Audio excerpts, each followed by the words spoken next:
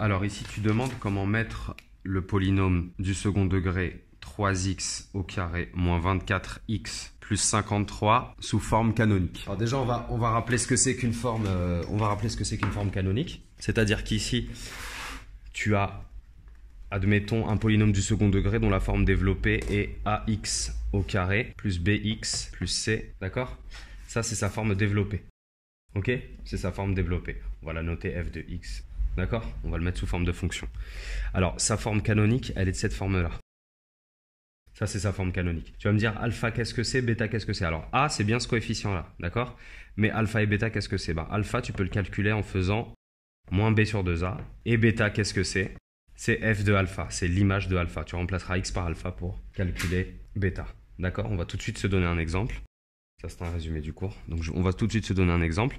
Donc, mettre 3x au carré moins 24x plus 53. C'est une question. D'accord. Donc, mettre 3x au carré moins 24x plus 53 sous forme canonique. On va poser f de x est égal à 3x au carré moins 24x plus 53. Donc, on a automatiquement ici a qui est égal à 3. C'est le coefficient du terme en x carré. D'accord. B qui est égal à, attention, à moins 24. Voilà. C'est tout ce qui multiplie x. Et enfin, c, c'est le terme qui est tout seul, sans x, sans rien. C'est 53. Très bien. Voilà. C'est bon? Maintenant, à partir de là, ce qu'on va faire, c'est qu'on va essayer de retrouver, donc on va retrouver les composantes de notre forme canonique, A, alpha et bêta. On a A qui vaut 3, il nous manque alpha et bêta. On va d'abord calculer alpha. Alpha, c'est égal à moins b sur 2a.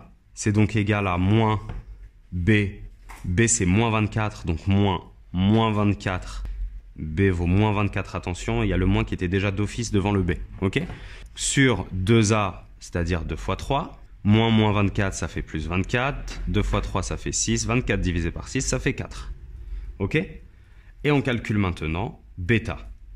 On calcule maintenant notre dernière composante qui nous manque dans notre forme canonique bêta. Et bêta, qu'est-ce que c'est? C'est f de alpha. Autrement dit, c'est l'image de alpha par cette fonction-là, par le polynôme.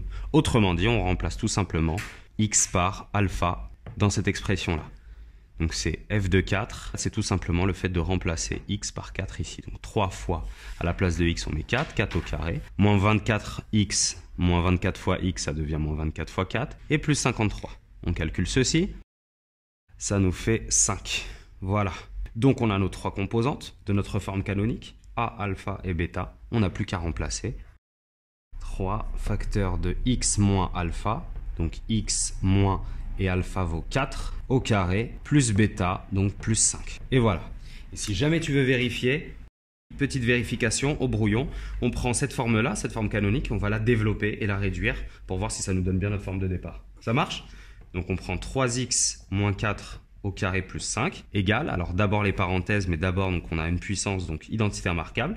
X au carré moins 2 fois ça, donc moins 8x plus 16 plus 5, on développe le 3, on distribue le 3, ça fait 3x au carré moins 24x plus 48 plus 5. Et en additionnant nos deux termes qui n'ont ni x ni rien du tout, ça fait 53. On obtient bien la forme développée de départ. Voilà, c'est bon pour toi? C'est bon. Impeccable.